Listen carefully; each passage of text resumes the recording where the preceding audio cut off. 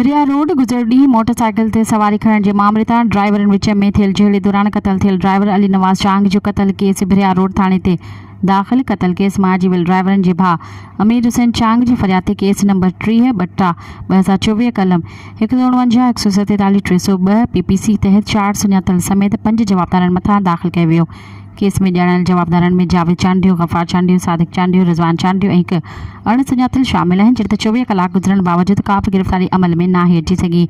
Case में फरियादी ॼाणायो आहे त मारिजी वियल अली नवाज़ चांग संदसि वॾो भाउ हो, जेको मोटरसाइकिल ते सवारी खणी बिरिया रोड आयो त मथे ॼाणायल जवाबदारनि लठियूं ऐं मुक्कनि सां हमिलो करे संदसि भाउ खे मारे खून कयो आहे।